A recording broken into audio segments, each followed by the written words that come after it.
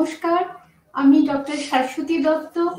আজ আমি আমার স্টুডেন্টদের সামনে একটি অন্য পুস্তক নিয়ে আলোচনা করব। সেটি হলো BHIC 113। লাস্ট আমার BHIC 109 আমার কমপ্লিট হয়েছে এবং ওই বইটির সঙ্গে এই বইটির যে পার্থক্য সেটি হলো এটি সম্পূর্ণভাবে ভারতীয় স্বাধীনতা আন্দোলনের ইতিহাসকে কেন্দ্র করে আবর্তিত হয়েছে এবং সময়কাল অর্থাৎ স্টার্টিং পয়েন্টটা হচ্ছে 1857 1857।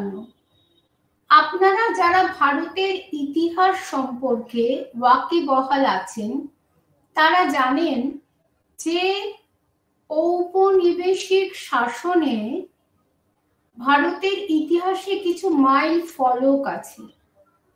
যেমন আমরা জানি, এর আগে আমরা মুঘল ইতিহাস নিয়ে আলোচনা করেছি এবং মুঘল সম্রাট আওরঙ্গজেবের মৃত্যুর পরবর্তী পর্যায়ে কিভাবে মুঘল সাম্রাজ্যের পতন ত্বরান্বিত হয়েছিল এবং তার ফলে সাম্রাজ্য ভেঙে টুকরো হয়েছিল, ছোট ছোট স্বাধীন রাজ্য গড়ে উঠেছিল, তার মধ্যে বাংলা একটি। এবং এই বাংলাতেই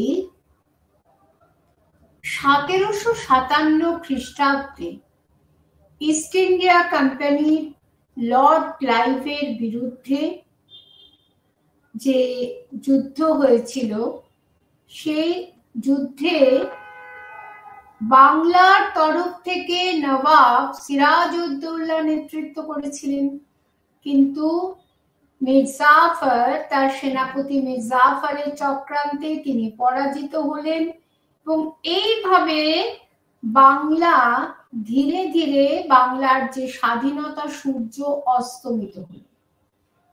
তারপরে আবার আমরা কি দেখছি, বক্সারের যুদ্ধে মীর কাসিম পরাজিত হলেন কোম্পানির হাতে এবং এই বক্সারের যুদ্ধে পরাজয়ের ফলস্বরূপ 1765-তে যে দিওয়ানি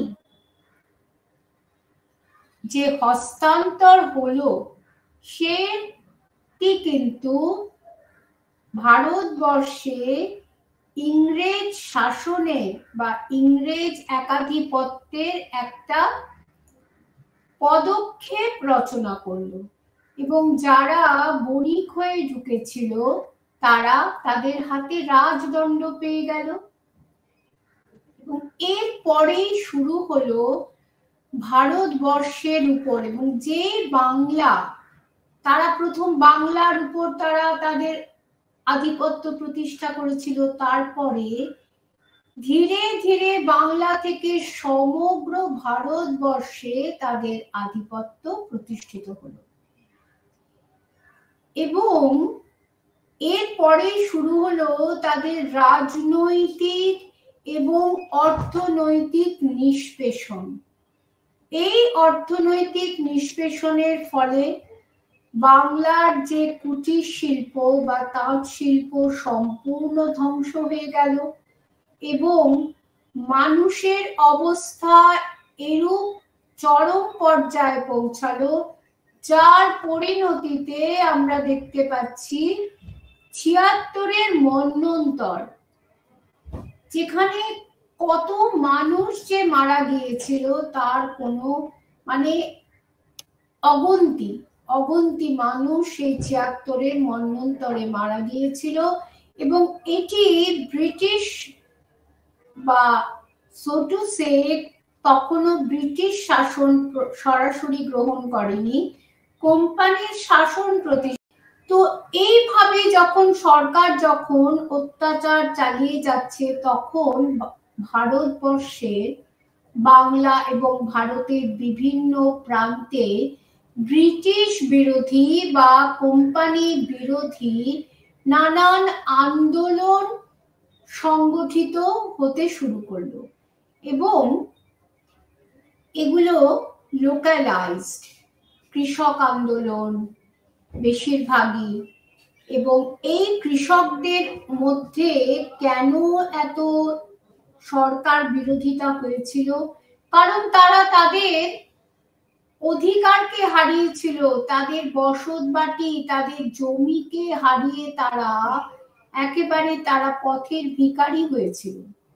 শুধু তাই নয়, যে পার্মানেন্ট সেটেলমেন্ট, চিরস্থায়ী বন্দোবস্ত লর্ড কর্নওয়ালিসের, তার ফলে বহু বনেদি জমিদার তারা তাদের জমিদারিচ্যুত হলো, এবং এর ফলে কি হলো, যারা অ্যাবসেন্টি ল্যান্ডলর্ড, যারা শহর থেকে এসে এই জমি জমা কিনলো, তারা তাদের মধ্যস্বত্ব ভোগীদের দ্বারা অত্যাচার চালিয়ে মানুষের থেকে কর আদায় করতে শুরু করলো। এরপরেই আসছে একে একে যে আমরা যেটা জানি সত্ত্ববিলোপ নীতি। সেই সত্ত্ববিলোপ নীতি একেবারে ডাইরেক্টলি আঘাত করছে সাবসিডিয়ারি অ্যালায়েন্স এবং সত্ত্ববিলোপ নীতি। এই সাবসিডিয়ারি অ্যালায়েন্স সেটা যেমন ভারতবর্ষে মানুষকে, বিশেষ করে রাজন্য বর্গকে ভীষণভাবে ক্ষতিগ্রস্ত করেছিল, একইভাবে সত্ত্ববিলোপ নীতির ফলে বহু রাজা তাদের রাজ্য হারিয়েছিল। এবং এই যে তাদের মধ্যে যে শুধু রাজা রাজ্য হারালে, শুধু রাজা কিন্তু রাজ্য হারাচ্ছে না, আমরা ঝাঁসির রানী লক্ষ্মীবাইয়ের নাম পেয়েছি। তাহলে এই যে ঝাঁসির রানী লক্ষ্মীবাই, তার প্রেক্ষাপট কি? ঝাঁসিকে তারা নিয়ে নিতে চেয়েছিল। ঝাঁসিকে তারা নিয়ে নিতে চেয়েছিল কারণ তাদের অজুহাতটা কি ছিল? তারা কোনো অ্যাডাপ্টেড সান, তারা কিছুতেই তাদের অধিকারকে তারা স্বীকার করবে না। যদি নিজস্ব যদি কোনো বায়োলজিক্যাল সান না হয়, তবে উত্তরাধিকারী না হয়, তবে সেই রাজ্য কোম্পানির হাতে চলে যাবে। তো এর ফলে যে একটা তীব্র প্রতিবাদ উঠল, তারই ফলস্বরূপ 1857-তে কি হলো? সিপাহী বিদ্রোহ অনুষ্ঠিত হলো। আমাদের আজকের যে আলোচনা সেটি সিপাহী বিদ্রোহের পরবর্তী পর্যায় থেকে, এবং মূলত 4টি ইউনিটকে কেন্দ্র করে এই আলোচনা সন্নিবেশিত হয়েছে। যে যখন কোম্পানির শাসনের প্রথম দিকে যে মিশনারিদের যখন আগমন ঘটছে, তখন তারা হিন্দুদের ধর্মান্তরিত করার একটা প্রয়াস চালাচ্ছিল। এই ষড়যন্ত্রের বিরুদ্ধে কিন্তু সারা ভারতবর্ষ জুড়ে একটা ধর্মীয় সামাজিক আন্দোলন শুরু হয়ে গেল। এবং এই ধর্মীয় সামাজিক আন্দোলন কেবলমাত্র যে ব্রাহ্মণদের মধ্যেই হয়েছিল তা নয়, অব্রাহ্মণদের মধ্যেও এই আন্দোলন, এই যে সোশিও মুভমেন্ট, সোশিও রিলিজিয়াস মুভমেন্টটি আমরা লক্ষ্য করি। আমরা রাজা রামমোহন রায়ের নাম জানি, এবং আমরা ঈশ্বরচন্দ্র বিদ্যাসাগরের নাম জানি। তারা কি করেছিলেন? তারা যে কেবল এই যে কেন হিন্দুরা, কেন তারা ধর্মান্তরিত হচ্ছিল এত সহজে? কারণ হিন্দু ধর্মের মধ্যে অনেক রিজিডিটি ছিল, এবং সেই রিজিডিটিকে তারা ভাঙতে চেয়েছিল। সর্বোপরি এই যে জাতি প্রথা, এই যে ভেদাভেদ সমাজের মধ্যে, সেটি নিম্ন বর্ণ উচ্চ বর্ণের মধ্যে যে ভেদাভেদ, সেটা মানুষকে, নিম্ন বর্ণের মানুষকে ব্রাহ্মণ বিরোধী করে তুলেছিল। এবং সেই ব্রাহ্মণ বিরোধিতার ফলে অব্রাহ্মণ আন্দোলন শুরু হয়েছিল। কখনো আমরা দেখতে পাচ্ছি ওয়েস্টার্ন ইন্ডিয়াতে, কখনো আমরা দেখতে পাচ্ছি দক্ষিণ ভারতে, মধ্য ভারতে এই আন্দোলনগুলো চলেছিল। তার মধ্যে আমরা জ্যোতিবা ফুলের নাম নিঃসন্দেহে উল্লেখ করতে পারি, যেগুলি আলোচনায় সন্নিবেশিত হয়েছে। এই যে অব্রাহ্মণ আন্দোলন, তার বৈশিষ্ট্য কি? তারা একদিকে যেমন জাতিভেদ প্রথার বিরুদ্ধাচারণ করেছিল, অর্থাৎ ব্রাহ্মণদের আধিপত্য তারা মেনে নিতে পারেনি, পাশাপাশি তারা মিশনারিদেরও কিন্তু তারা বিরোধিতা করেছিল, যে মিশনারিরা চক্রান্ত করে হিন্দুদেরকে তারা খ্রিস্ট ধর্মে দীক্ষিত করছিল। এবং তার সঙ্গে সঙ্গে যে উইমেন ইমানসিপেশন, যার কথা বারবার করে রাজা রামমোহন রায়ও বলেছেন, বিদ্যাসাগর, ঈশ্বরচন্দ্র বিদ্যাসাগর মহাশয় বলেছেন, এবং পরবর্তী পর্যায়ে আমরা কি দেখছি যে স্বামী বিবেকানন্দের মুখেও সেই একই বাণী আমরা শুনতে পাচ্ছি, যে সুতরাং যে নারীর যদি মুক্তি না হয়, নারী যদি সমান অধিকার না পায়, তবে কিন্তু সেই সমাজ কখনো শিক্ষিত হবে না। অর্থাৎ নারী শিক্ষার কথা যেমন বিদ্যাসাগর মহাশয়ের মুখেও শোনা গেছে, ঠিক একইভাবে এই অব্রাহ্মণ যে আন্দোলন, তার মুখেও, তাদের মধ্যেও কিন্তু এর প্রতিধ্বনি আমরা দেখতে পাই। তাহলে এই যে সোশিও রিলিজিয়াস মুভমেন্ট, এগুলি ভারতের বাংলা তথা ভারতবর্ষের বিভিন্ন প্রান্তে একটা চেতনার উদ্রেক করেছিল। একটা চেতনা যখন উদ্রেক হয়, সেই চেতনা কিন্তু কেবল সামাজিক ধর্মীয় থাকে না, তার মধ্যে কিন্তু একটা জাতীয়তাবাদ, একটা পলিটিক্যাল চেতনা, অর্থাৎ আমার অধিকার, এটা আমার অধিকার, এই সমাজে আমার কাজের অধিকার আছে, সমাজে আমার সবার সঙ্গে মিলেমিশে চলার অধিকার আছে।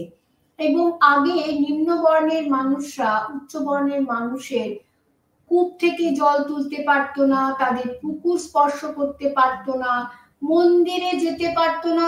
এই যে একটা রিজিডিটি, কাস্টিজম, এইটা কিন্তু আমাদের রাজনৈতিক ভাবেও আমাদেরকে দুর্বল করে দিয়েছিল।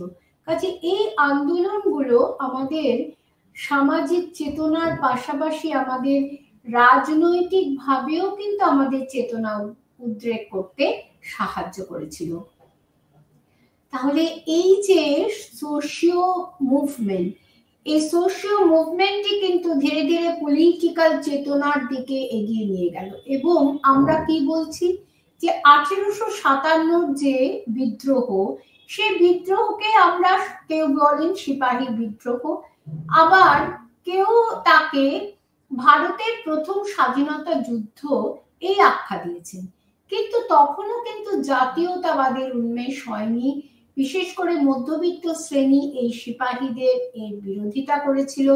এই তারা ইংরেজদের সঙ্গে যেভাবে তারা ইংরেজদের আঘাত করেছিল, তার কোনো সিম্প্যাথি তারা কিন্তু মধ্যবিত্ত শ্রেণী থেকে পায়নি। কিন্তু সিপাহী বিদ্রোহ পরবর্তীকালে ধীরে ধীরে মানুষের মধ্যে একটা গণচেতনা, জাতীয় চেতনার উদ্ভব হলো, এবং যার জন্য নীল বিদ্রোহের সময় আমরা দেখতে পাচ্ছি দীনবন্ধু মিত্রের যে নীল দর্পণ, সেই নীল দর্পণ মানুষের মধ্যে সাড়া জাগিয়েছিল, এবং নীলকর দস্যুদের অত্যাচার মানুষকে বুঝতে শিখিয়েছিল যে ইংরেজরা, এই কোম্পানি সরকার কিরকম অত্যাচার করছে। এবং এই সময় থেকেই না মানুষের মধ্যে, বিশেষ করে যারা নেতৃস্থানীয় মানুষ, তাদের মধ্যে একটা চেতনা হলো যে আমাদের সভা সমিতি করা দরকার, যে সভা সমিতির মাধ্যমে আমরা কোম্পানির অপশাসনের বিরুদ্ধে আমরা যেরকম সমালোচনা করতে পারি, আমাদের দাবি দেওয়া আমরা জানাতে পারি, এবং পাশাপাশি আমাদের স্বার্থ রক্ষাও আমরা করতে পারি। এবং এই ক্ষেত্রে অগ্রদূত ছিলেন হচ্ছে রাজা রামমোহন রায়। আমরা জমিদার সভা এবং বেঙ্গল ব্রিটিশ ইন্ডিয়া সোসাইটি, তার আগে ব্রিটিশ ইন্ডিয়ান অ্যাসোসিয়েশন, ভারত সভা, এবং এই সব বিভিন্ন যে প্রতিষ্ঠানগুলি গড়ে উঠল, তার পথ ধরেই কিন্তু যে রচিত হলো একটা যুগান্তকারী এক প্রতিষ্ঠান, যা আজও ভারতের বুকে এত যুগ পরেও কিন্তু তার অস্তিত্ব টিকিয়ে রেখেছে। ইন্ডিয়ান ন্যাশনাল কংগ্রেস বা ভারতীয় জাতীয় কংগ্রেস। তাহলে এই ইন্ডিয়ান ন্যাশনাল কংগ্রেস তার প্রথম যে অধিবেশন হয়েছিল বোম্বাইতে গোকুল দাস তেজপাল কলেজে। এই জাতীয় প্রতিষ্ঠানের গুরুত্ব প্রথম উপলব্ধি করেছিলেন একজন retired civil servant Allan Octavian Hume. তিনি একটা গোপন নথি থেকে তিনি বুঝতে পেরেছিলেন, তিনি জানতে পেরেছিলেন যে ভারতীয়দের মধ্যে একটা প্রচন্ড ব্রিটিশ বিরোধী ক্ষোভ তৈরি হচ্ছে, এবং যখন সে আগ্নেয়গিরিতে যখন ভেতরে লাভাগুলো জমতে থাকে, তখন দীর্ঘদিন যখন সেটা জমতে হঠাৎ করে কিন্তু তার আউটবার্স্ট হয়, এবং তখন সে চারপাশে সবকিছুকে ধ্বংস করে দেয়। তাহলে এই হিউমের মনে হয়েছিল যে একটা কিছু করা দরকার, কারণ হঠাৎ যদি ভারতীয়রা মিলিতভাবে একটা প্রচন্ড বিদ্রোহ তাদের মধ্যে জেগে ওঠে, তবে কিন্তু তারা এই কোম্পানির শাসনের, বা তখন আর কোম্পানি শাসন নেই, তখন খোদ ব্রিটিশ শাসন হয়ে গেছে, এবং ইংল্যান্ডের যে ডাইরেক্টরেট থেকে ডাইরেক্টর, তারা সরাসরি ব্রিটিশ সরকার সেই আমাদের ক্ষমতাকে অধিগ্রহণ করেছিল, এবং রানীর নামে, কুইন ভিক্টোরিয়ার নামে কিন্তু তখন ভারতের শাসন তারা গ্রহণ করেছিল। এবং তখন হিউম বুঝতে পেরেছিলেন যে একটা বিরাট একটা অভ্যুত্থান হবে, তিনি গোপনে জানতে পেরেছিলেন। সুতরাং এইটাকে চাপা দেওয়ার বা এটাকে প্রতিহত করার একটা সহজ উপায় কি, যে এই জাতীয়তাবাদী নেতাদের ভারতের বিভিন্ন প্রান্তে তাদের মনে যে উষ্মা তৈরি হয়েছে ব্রিটিশ বিরোধী, সেই উষ্মাটাকে একটু একটু করে বার করে দিতে হবে, যে এমিট করে দিতে হবে। ঠিক কিসের মতো, প্রেসার কুকারের সেফটি ভালভ থেকে যেরকম একটু একটু করে যেমন বাষ্প বেরোয়, ঠিক সেইভাবে সেই বাষ্পটা, তাদের মনের ক্ষোভের বাষ্পটাকে বার করে দিতে হবে, যাতে আলাপ আলোচনার স্তরে তারা সেটাকে নিজেদের মধ্যে মিটিয়ে নিতে পারে, এবং একটা গণ অভ্যুত্থান থেকে ব্রিটিশ সাম্রাজ্যকে রক্ষা করা যায়। এবং এর একটা কারণ কি ছিল, ব্রিটিশ সরকার এই যে বিভিন্ন জাতীয়তাবাদী নেতাদের মধ্যে যে মিলমিশ হচ্ছে, তাদের মধ্যে যে যোগাযোগ হচ্ছে, তার কারণ হচ্ছে যে ব্রিটিশ সরকার তাদের নিজেদের স্বার্থে যোগাযোগ ব্যবস্থা, রাস্তাঘাট, রেলপথ তৈরি করেছিল, এবং এক প্রান্তের যে নেতারা আরেক প্রান্তের নেতাদের সঙ্গে তাদের একটা কমিউনিকেশন হচ্ছে, এবং যদি এক জায়গায় এইভাবে তারা বসে তাদের যে গ্রিভান্স, ব্রিটিশ বিরোধী গ্রিভান্স গুলি যেটা আলোচনা করে, তবে নিশ্চয়ই তার একটা সিদ্ধান্তে পৌঁছবে, এবং সেই সিদ্ধান্তে পৌঁছালে তারা এমন কোনো হঠকারিতা করতে পারবে না যার একটা তীব্র তার একটা প্রতিক্রিয়া হয়, আগ্নেয়গিরির অগ্নুৎপাতের মতন। এবং হিউম তখন তৎকালীন যে গভর্নর ভাইসরয় লর্ড ডাফরিনকে, তাকে তিনি বোঝালেন যে এইরকম একটা সমিতি বা প্রতিষ্ঠানের, সর্বভারতীয় প্রতিষ্ঠানের প্রয়োজন। লর্ড ডাফরিন এটাতে আপত্তি করলেন না, কারণ তার কাছে এই জাতীয় কংগ্রেস ছিল একটা মাইক্রোস্কোপিক মাইনরিটি, এবং তিনি ভাবতেও পারেননি যে এই জাতীয় কংগ্রেসের হাত ধরেই একদিন সারা ভারত জুড়ে একটা আন্দোলন তৈরি হবে। তো যাই হোক, তো সেই জাতীয় কংগ্রেস প্রতিষ্ঠা হলো 1885-এ এবং এর যে বড় বড় নেতারা ছিলেন তার মধ্যে দাদাভাই নওরোজি, সুরেন্দ্রনাথ বন্দ্যোপাধ্যায়, বদরুদ্দিন তায়েবজি এবং বিভিন্ন ফিরোজ শাহ মেহতা। এই যে নেতারা যারা ছিলেন জাতীয় আদি পর্বে, এই আদি পর্বে অর্থাৎ 1885 থেকে 1905 এই পর্বটাকে বলা হচ্ছে জাতীয় কংগ্রেসের আদি পর্ব।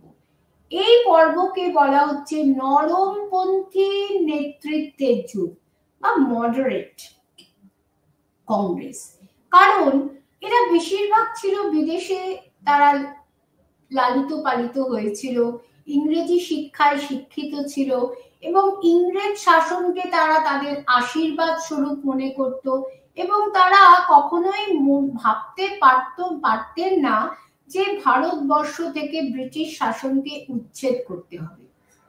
তো সেই কারণে তারা আবেদন নিবেদন বা নিয়মতান্ত্রিক যে দাবি দেওয়া পেশ করার একটা পক্ষপাতী তারা ছিলেন এবং যেহেতু অত্যন্ত নরম ভাবে তারা এগুলোকে বলতেন, সেই কারণে তাদেরকে নরমপন্থী নেতা বলা হচ্ছে।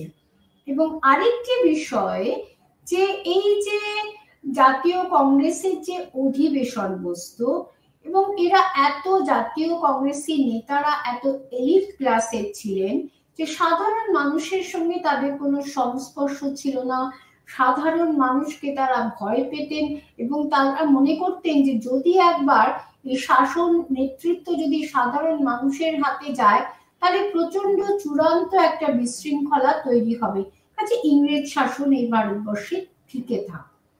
যাই হোক, এই জন্য অনেকে একে 3 দিনের তামাশা বলেছেন।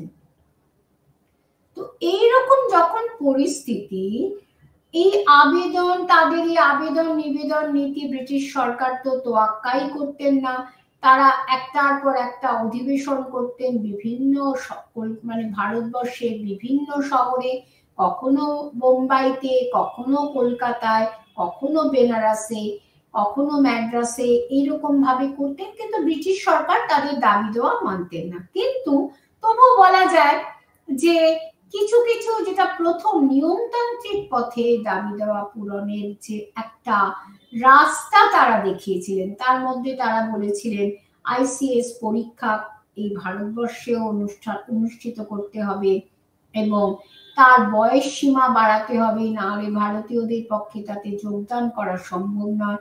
এবং তারা এই যে তার সরকারের যে কৃষি নীতি, শিল্পনীতি, তার বিরোধিতা করেছিলেন, সমালোচনা করেছিলেন, কিন্তু এতখানি নরম পথে করতেন যে সরকার সেগুলো কোনো কিছু একটা সেগুলোকে মানে সমাধানের কোনো কিছু একটা প্রতিক্রিয়া সরকারের দিক থেকে আসেনি। এর প্রতিবাদে এই কংগ্রেসের নেতৃত্বের অভ্যন্তর থেকে একটা নতুন গ্রুপ তৈরি হলো, যাদেরকে বলা হচ্ছে এক্সট্রিমিস্ট গ্রুপ বা চরমপন্থী। তাহলে কংগ্রেস একটা দুটো ভাগে ভেতর থেকে ভাগ হয়ে যাচ্ছে, নরমপন্থী এবং চরমপন্থী, মডারেট অ্যান্ড এক্সট্রিমিস্ট। বিশেষ করে যখন এই বঙ্গভঙ্গের একটা কথা চলছে 1905-এ, লর্ড কার্জন তার আগে এসছেন এবং তিনি ভারতীয়দের, বিশেষ করে এই যে অবিভক্ত বাংলা, পূর্ববঙ্গ, পশ্চিমবঙ্গের বাঙালিদের যে জাতীয়তাবাদের মেরুদণ্ডকে ভাঙবার জন্য তিনি বাংলাকে বিভক্ত করতে চেয়েছিলেন এবং তিনি এই পূর্ব বাংলাকে আসামের সঙ্গে, পশ্চিম বর্ষানকে তিনি সম্বলপুর, উড়িষ্যা এর সঙ্গে যুক্ত করতে চেয়েছিলেন। অর্থাৎ ভাষার যদি অসুবিধা হয় তাহলে এই যে জাতীয়তাবাদী চেতনা নিশ্চয়ই ধ্বংস হবে, এইটা ছিল তার মনোভাব। কিন্তু তিনি কি তার অজুহাত ছিল না, এত বড় অঞ্চল, কাজেই শাসন করা সঠিকভাবে যাচ্ছে না, কাজেই শাসন কার্য পরিচালনার স্বার্থে বাংলাকে বিভাগ করা হবে। তা এর প্রতিবাদে কি পদ্ধতি গ্রহণ হবে তাকে নিয়ে নরমপন্থী চরমপন্থীদের মধ্যে বিরোধ দেখা দিল বেনারস কংগ্রেসে, যার চূড়ান্ত পরিণতিতে 1907 সুরাট কংগ্রেসে চরমপন্থী আর নরমপন্থী ভাগ হয়ে গেল, অর্থাৎ যে ইউনাইটেড যে কংগ্রেস ছিল তার মধ্যে ভাঙন হলো। এবং এই চরমপন্থীদের নেতৃত্ব কে দিয়েছিলেন? বাংলায় বিপিন চন্দ্র পাল, মহারাষ্ট্রে বাল গঙ্গাধর তিলক এবং পাঞ্জাবে লালা লাজপত রায়। এই অবস্থায় আমরা কি দেখছি, যে বঙ্গভঙ্গ কে নিয়ে এত গন্ডগোল, সেই বঙ্গভঙ্গ সরকার ঘোষণা করে দিল যে বঙ্গভঙ্গ হবে এবং 1905 অক্টোবরে বঙ্গভঙ্গকে কার্যকরী করা হলো এবং তার প্রতিবাদে সারা বাংলা উত্তাল হয়ে উঠল। মিটিং মিছিল, চারিদিকে বিরাট বড় বড় মিছিল বেরোতে লাগলো, সভা হতে লাগলো এবং ওই দিনটি 16ই অক্টোবরকে অরন্ধন দিবস রূপে পালন করা হলো। রবীন্দ্রনাথ রাখি বন্ধন দিবস রূপে সেই দিনটিকে ঘোষণা করলেন এবং এই বঙ্গভঙ্গ বিরোধী আন্দোলন ভারতবর্ষের বুকে স্বদেশী ও বয়কট আন্দোলন ইতিহাসে স্বদেশী ও বয়কট আন্দোলন নামে পরিচিত। স্বদেশী হচ্ছে একটা সদর্থক, বয়কট হচ্ছে নয়ার্থক। কিরকম?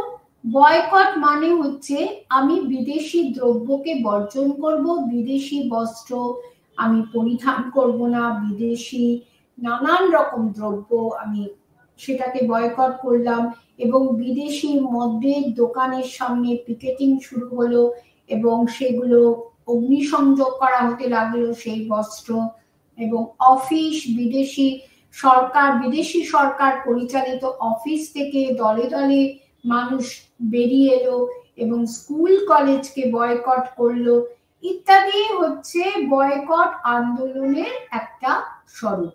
এবং রবীন্দ্রনাথ ঠাকুর এই উপলক্ষে বাংলার মাটি বাংলার জল, এই যে স্বদেশী গান রচনা করলেন এবং সন্ধ্যা যুগান্তর পত্রিকার মধ্য দিয়ে জ্বালাময়ী ভাষায় স্বদেশী প্রচার হতে লাগলো এবং এই সময় এই যে বয়কটের যেটা পজিটিভ দিক, অর্থাৎ আমি তো স্কুল ছেড়ে দিলাম, আমি শিল্প কলকারখানা ছেড়ে দিলাম, তাহলে একটা এমন বিকল্প ব্যবস্থা করতে হবে যাতে আমরা বিদেশি স্বদেশী দ্রব্য আমরা ইউজ করতে পারি, স্বদেশী স্কুলে পড়তে পারি, স্বদেশী কলকারখানা যেখানে স্বদেশী দ্রব্য তৈরি হবে এবং সেই সময় তাহলে একে একে এবং এইখানে এগিয়ে এলেন জামশেদজি টাটা এবং আচার্য পিসি রয় এবং আরো অনেক ব্যক্তিত্ব একে একে সেই সময় স্বদেশী কলকারখানা, দেশলাই, মোমবাতি এবং এই যে টাটা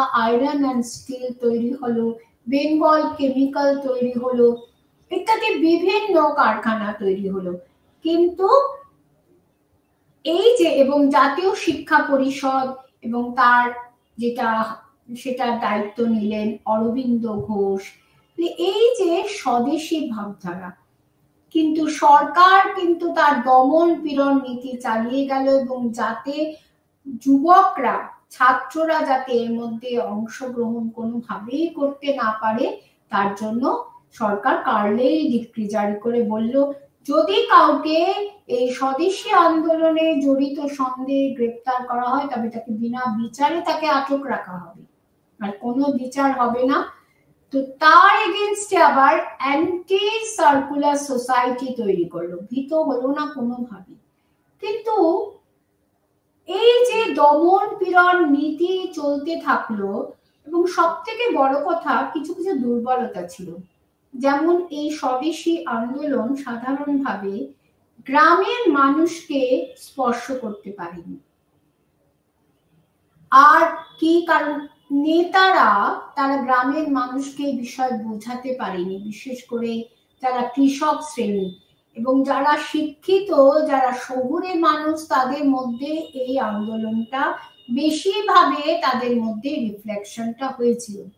আর কি মুসলিমদের মধ্যে একাংশ তারা এই আন্দোলনকে, সরকারের এই সিদ্ধান্তকে, বঙ্গভঙ্গ সিদ্ধান্তকে সমর্থন জানিয়েছিল এবং তারা এই বঙ্গভঙ্গ বিরোধী আন্দোলন থেকে তারা দূরে সরেছিল। তার মধ্যে নবাব সলিমুল্লাহ অফ ঢাকা, তার কথা বিশেষভাবে উল্লেখ করা যায়। কিন্তু মৌলানা আবুল কালাম আজাদ তিনি কিন্তু এর সঙ্গে যুক্ত ছিলেন।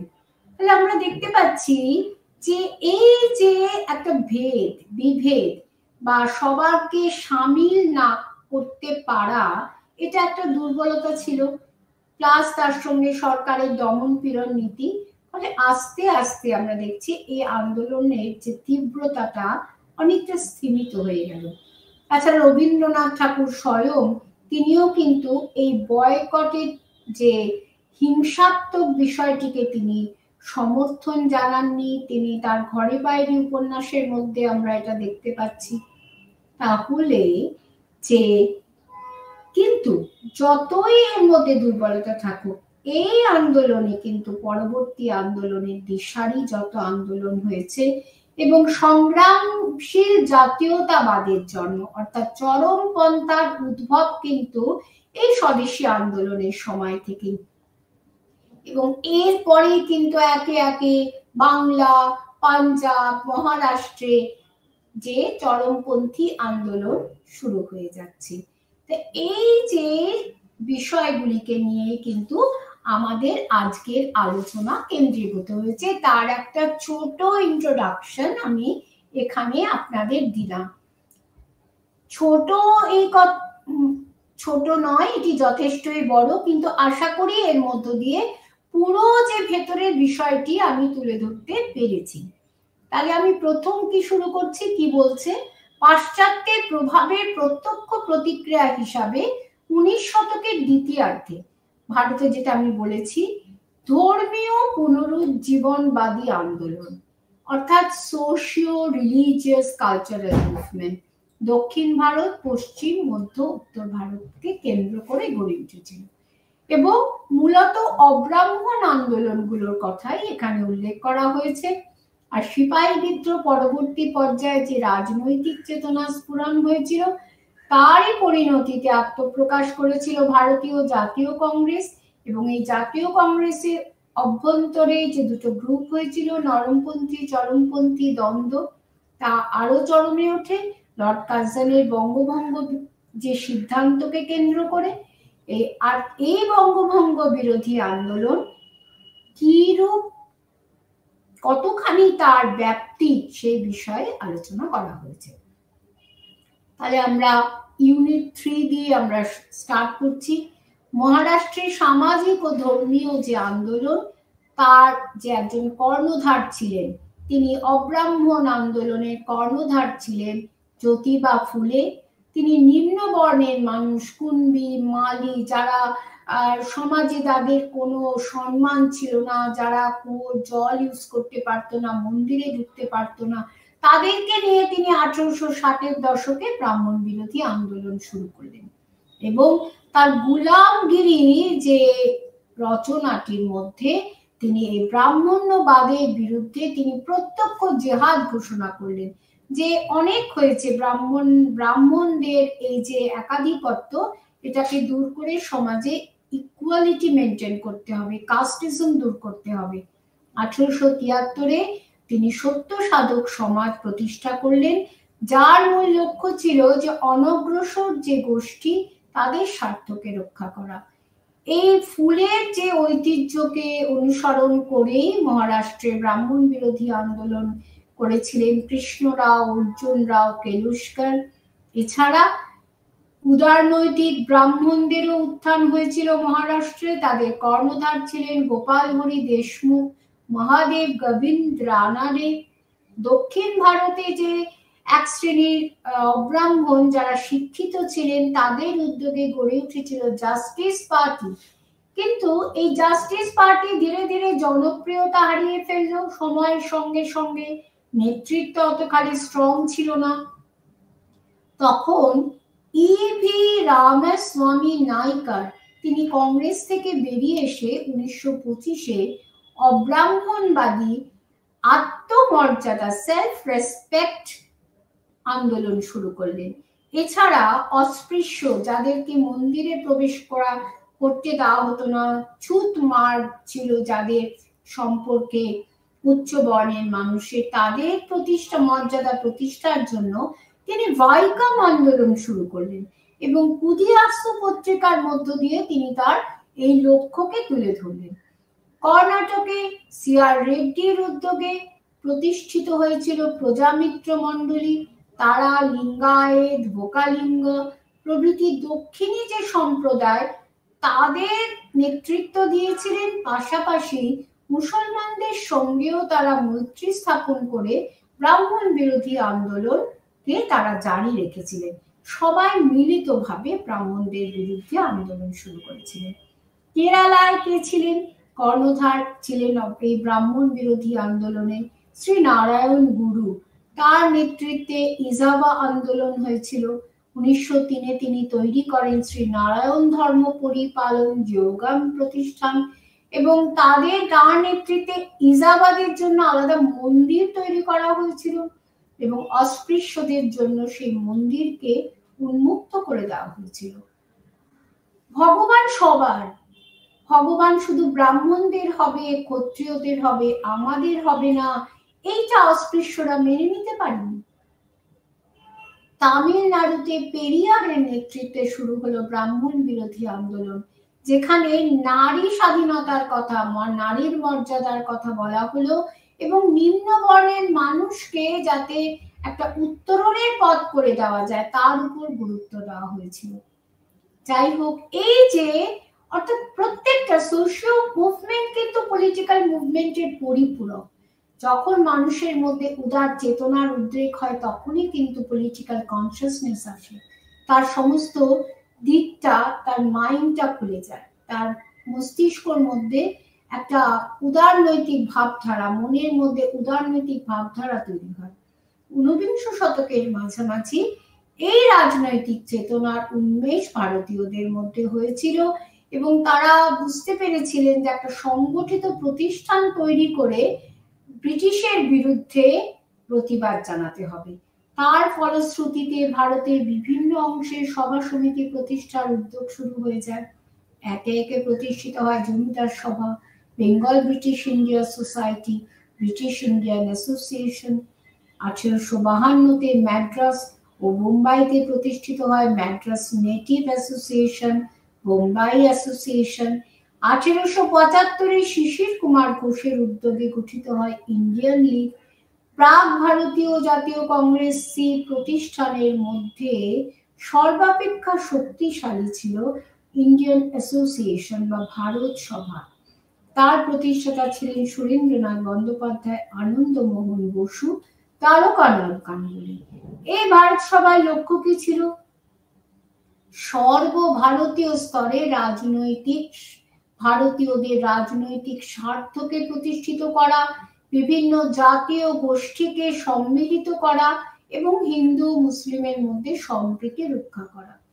গোপাল হরি দেশমুখের উদ্যোগে পুনায় পুনা সার্বজনিক সভা, 1884-তে ম্যাড্রাসে মহাজন সভা, বোম্বাইতে বোম্বাই প্রেসিডেন্সি অ্যাসোসিয়েশন প্রভৃতি প্রতিষ্ঠিত হয়। তো এরই ফলস্বরূপ 1885-তে ভারতীয় জাতীয় কংগ্রেসের প্রতিষ্ঠা হলো। এর পেছনে মস্তিষ্ক ছিলেন একজন অবসরপ্রাপ্ত British civil servant Allan Octavian Hume. তিনি ব্রিটিশ সরকারের স্বার্থে এই প্রতিষ্ঠান তৈরির পরিকল্পনা করেছিলেন, যার মাধ্যমে জাতীয় নেতারা নিজেদের অভিমত ব্যক্ত করতে পারেন। এই নীতি সেফটি ভালভ থিওরি নামে পরিচিত এবং লর্ড ডাফরিনকে তিনি এই জাতীয় প্রতিষ্ঠা করা যে কতখানি ফর্ম করা যে কতখানি তাৎপর্যপূর্ণ সেটা তিনি বোঝাতে সক্ষম হয়েছিলেন। আবার কেউ কেউ বলেন যে না, হিউম নয়, 1877-এ দিল্লি দরবারের অনুষ্ঠান কিংবা 1883-তে কলকাতায় অনুষ্ঠিত আন্তর্জাতিক প্রদর্শনীতে যে এই যে বিভিন্ন নেতারা মিলিত হয়েছিলেন তারই প্রেরণায় এই জাতীয় কংগ্রেস তৈরি হয়েছিল।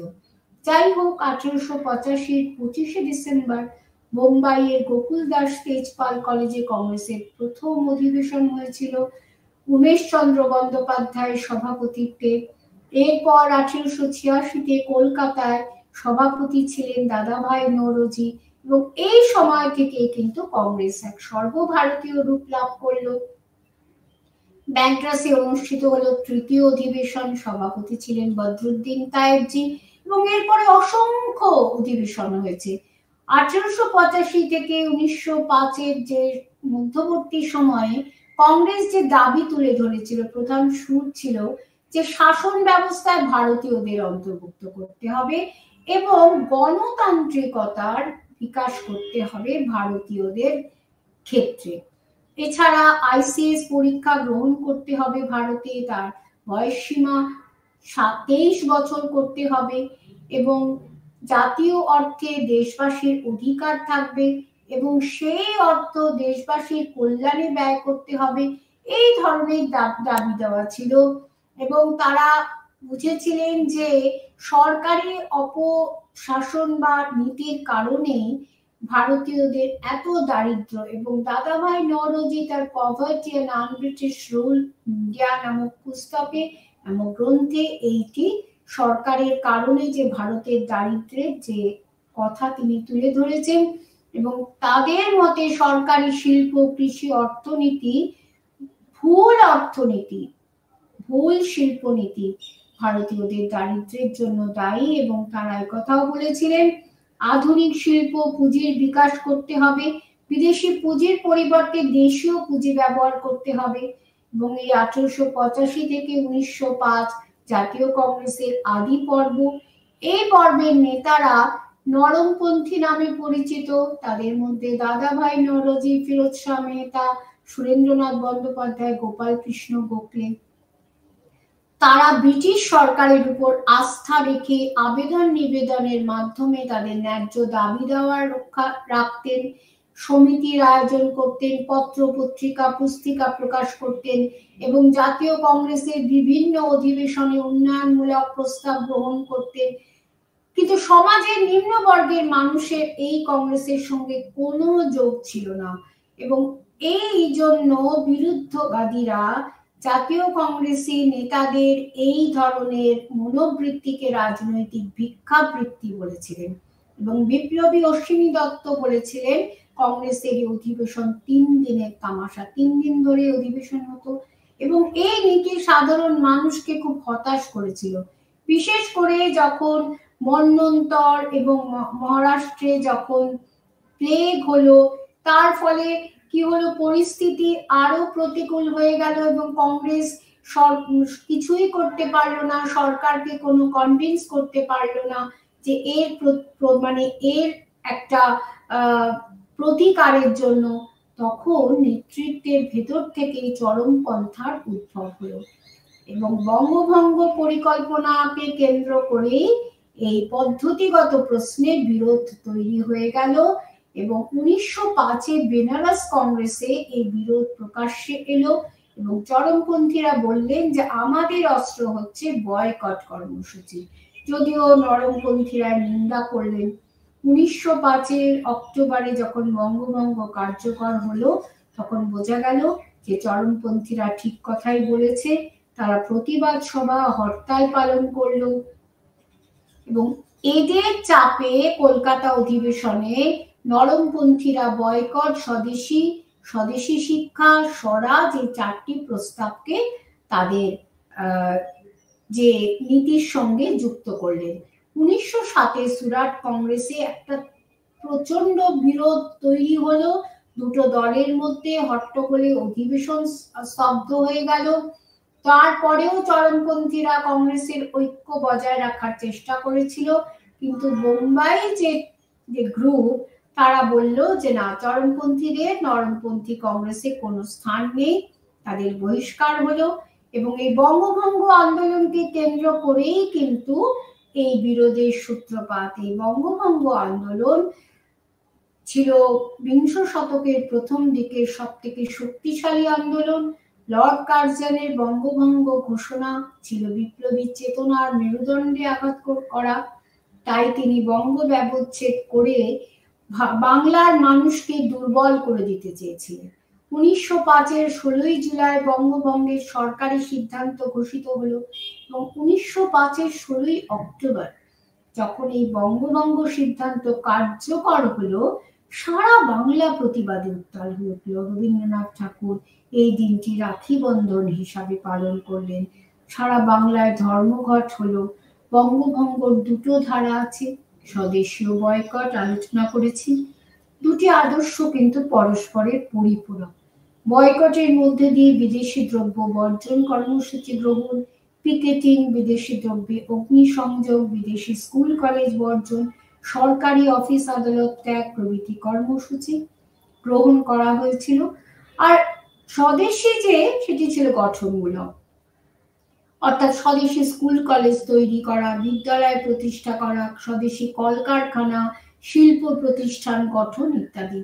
তার মধ্যে উল্লেখযোগ্য জামশেদজি টাটা প্রতিষ্ঠিত ইস্পাত কারখানা, আচার্য পিসি রয়ের বেঙ্গল কেমিক্যাল ও অন্যান্য স্বদেশী শিল্প কারখানা, রবীন্দ্রনাথ ঠাকুরের বোলপুর আশ্রম ইতিমধ্যেই 1901-এ তৈরি হয়েছে, জাতীয় শিক্ষা পরিষদ ও বেঙ্গল ন্যাশনাল কলেজ 1906, স্বদেশী চেতনার প্রসারে দেশীয় সভাগুলির মধ্যে অনুশীলন সমিতি, স্বদেশ বান্ধব সমিতি উল্লেখযোগ্য।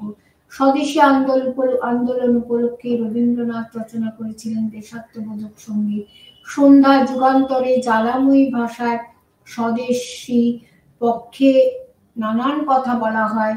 চারণ কবি মুকুন্দ দাস গান গেয়ে গেয়ে বাংলার মানুষকে উজ্জীবিত করেন। দলে দলে ছাত্র যুবা এই আন্দোলনে যোগদান করে, কিন্তু মুসলিমদের একটা গোষ্ঠী যে দূরে ছিল সেটা আগেই বলেছি। এর কারণ ইংরেজরা তাদের ডিভাইড অ্যান্ড রুল করে হিন্দু মুসলমানের মধ্যে বিভেদ সৃষ্টি করতে চেয়েছিলেন এবং তারা সফলও হয়েছিলেন। সরকার এই আন্দোলনকে প্রতিহত করতে এত বদ্ধপরিকর ছিলেন যে তারা কার্লাইল ডিক্রি জারি করলেন। তার প্রতিবাদে আন্দোলনকারীরা অ্যান্টি সার্কুলার সোসাইটি তৈরি করল। শ্রমিকরাও এই আন্দোলনের দ্বারা উদ্বুদ্ধ হয়ে তারা ধর্মঘটে সামিল হয়েছিল এবং সেই সময় সেখানে ট্রাম কোম্পানির যে যারা শ্রমিকরা তারা ধর্মঘট করেছিল, রেলে ধর্মঘট হয়েছিল ইত্যাদি। অর্থাৎ এই ধর্মঘটে আমরা দেখতে পাচ্ছি কেবলমাত্র বাংলার যে সীমারেখা অতিক্রম করে সেটা সারা ভারতবর্ষের রাজনীতিকে প্রভাবিত করেছিল এবং এর ফলে একটু একটু করে ভারতবর্ষের বুকে এক্সট্রিমিজম বা সংগ্রামশীল জাতীয়তাবাদের উত্থান হয়। পাঞ্জাব, মহারাষ্ট্র বিভিন্ন অঞ্চলে বাংলার পাশাপাশি চরমপন্থার উদ্ভব হলো, যার প্রবক্তা লালা লাজপত রায়, বাল গঙ্গাধর তিলক, বিপিন চন্দ্র পাল।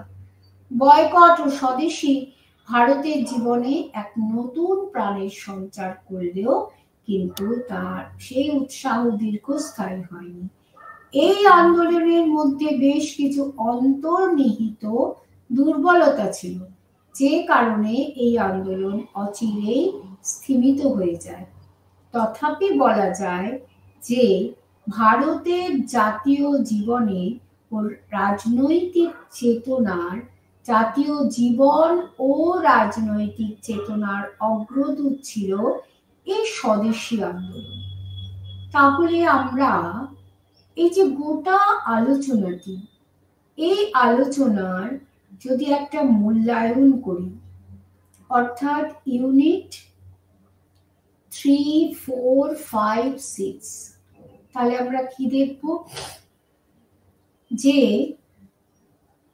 1857 পূর্বেও সোশিও কালচারাল রিলিজিয়াস মুভমেন্ট হয়েছে এবং 1857 পরেও বাংলাতে আমরা শ্রীরামকৃষ্ণ পরমহংসদেব ও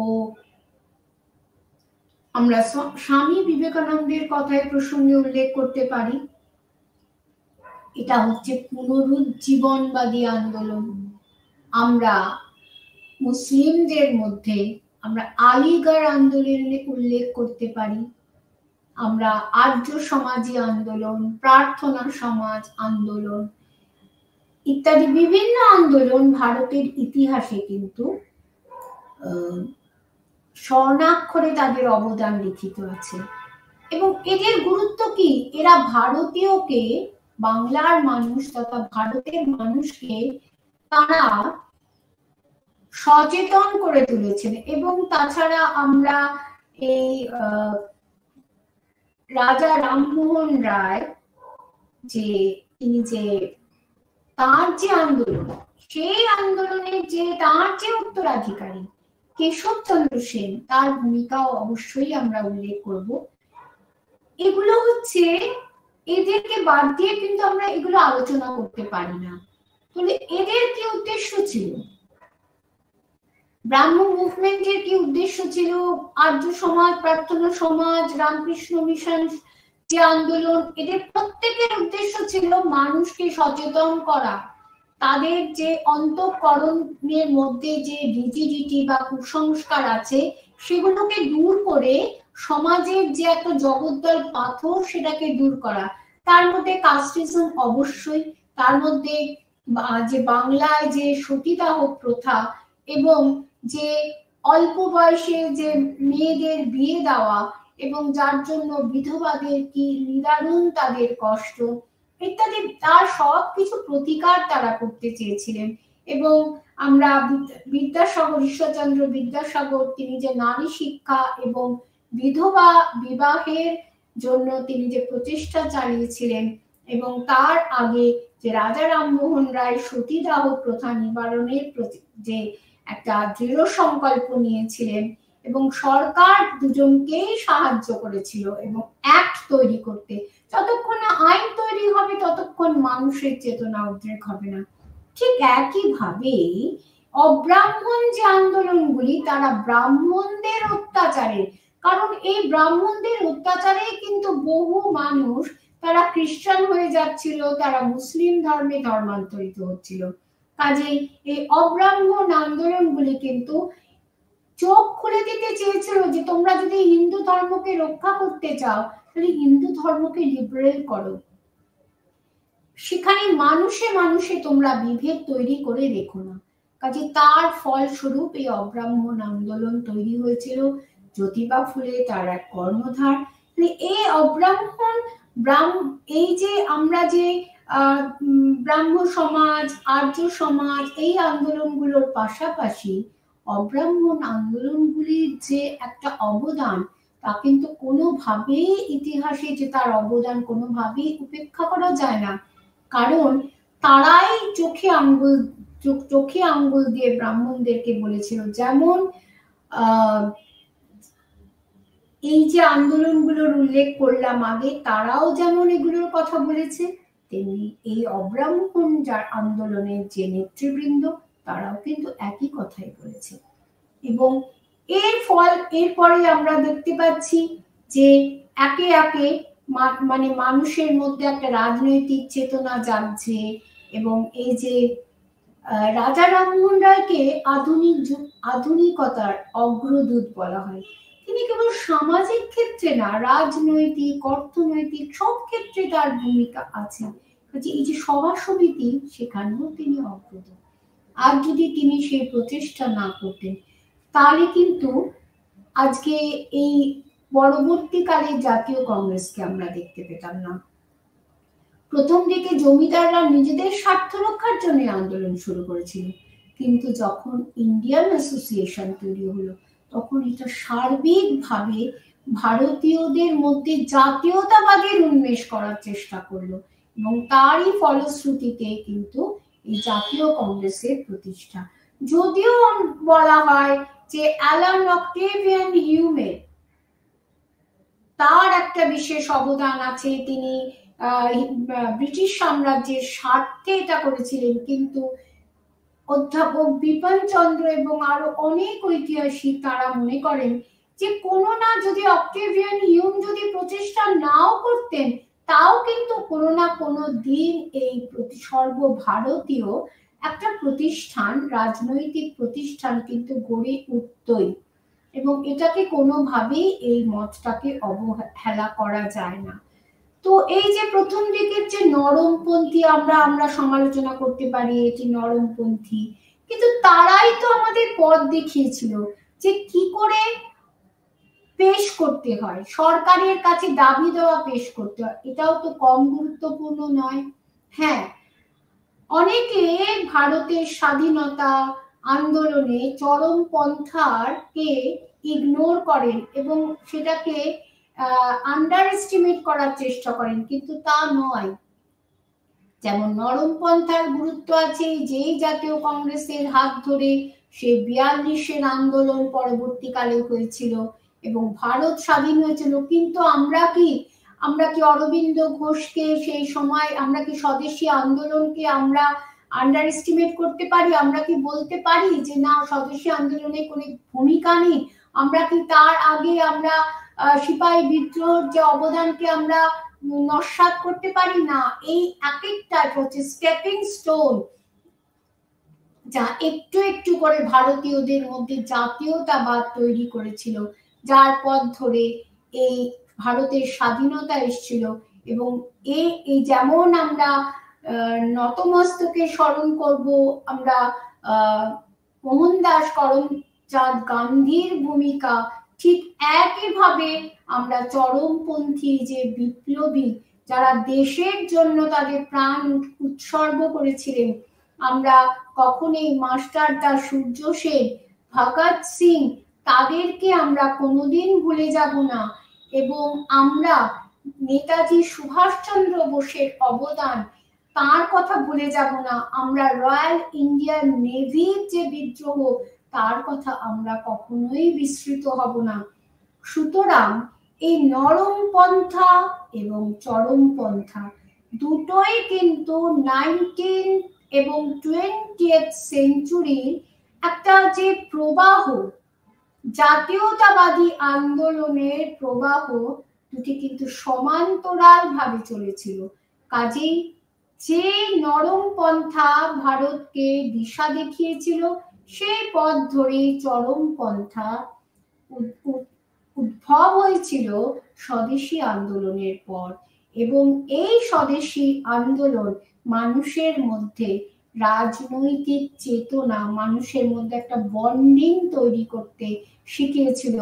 এবং আমাদের স্বদেশী যে দ্রব্য, যে কোনোভাবেই কম নয়। এবং আজকে যে আমরা টাটার কথা ধরি, টাটা স্টিল, সেই টাটা স্টিলের ইতিহাস দেখতে গেলে আমরা যে বেঙ্গল কেমিক্যালের কথা আজও আমরা শুনি, সেই বেঙ্গল কেমিক্যাল, সেই টাটা আয়রন অ্যান্ড স্টিল, তার উৎস কিন্তু সেই স্বদেশী আন্দোলনের মধ্যে নিহিত আছে।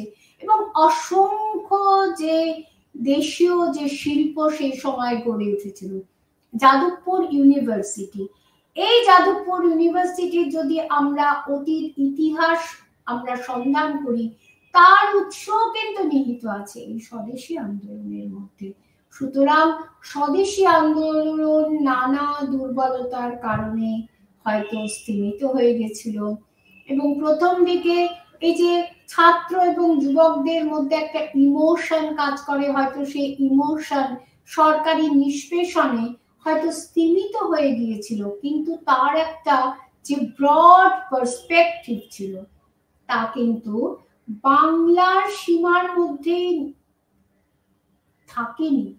সেই সীমাকে, অর্থাৎ যে ওয়েভ, একটা শক্তিশালী ওয়েভকে কি আপনি দরজা জানলা বন্ধ করে বা একটা নির্দিষ্ট জিওগ্রাফিক্যাল একটা সীমারেখার মধ্যে আপনি আটকাতে পারেন না? কারণ এটা একটা তরঙ্গের মতন, মানুষের মধ্য দিয়ে সেই তরঙ্গ, সেই শক্তিশালী ভাব তরঙ্গ দিকে দিকে প্রবাহিত হয়ে তা পরবর্তী ভারতীয় জাতীয় আন্দোলন, নরমপন্থী এবং চরমপন্থী, তাকে প্রভাবিত করেছিল। এবং সেই আন্দোলনের সাফল্য স্বরূপই কিন্তু আজ আমরা বলতে পারছি যে উই আর ইন্ডিয়ানস, আমরা স্বাধীন ভারতের নাগরিক। যদি তা না হতো, যদি আজকে সেই জাতীয় কংগ্রেস প্রতিষ্ঠিত না হতো, যদি স্বদেশী আন্দোলন সেই সময় না হতো, তবে হয়তো তখনই যে বাংলার ভাব 1947-এ যে ভারত যখন, যার জন্য বলা হয় বিভক্ত স্বাধীনতা, 1947-এ এই বাংলাকে ছেদ করে দুটো টুকরো করে দেওয়া হলো, তাহলে হয়তো সেই ছেদটা সেই 1905-এই হয়ে যেত। তো এই বাংলা তথা ভারতে রাজনীতি, তার সমাজ, তার অর্থনীতি, তার সংস্কৃতি, তার ধর্ম একটি অপরটির সঙ্গে ওতপ্রোতভাবে জড়িত। এবং সেই ক্ষেত্রে এই ইউনিটে যে 19th and first half of 20th centuryর আলোচনা করা হলো, এটি হচ্ছে পরবর্তী জাতীয়তাবাদী ইতিহাসের ভারতের আন্দোলনের, যা ভারতীয় আন্দোলনের ইতিহাস, ভারতীয় জাতীয়তাবাদী ইতিহাসের দিশা।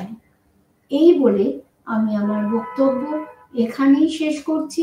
আশা করি আপনারা এই আলোচনা কিছুটা হলেও আপনারা হৃদয়ঙ্গম করেছেন। নমস্কার।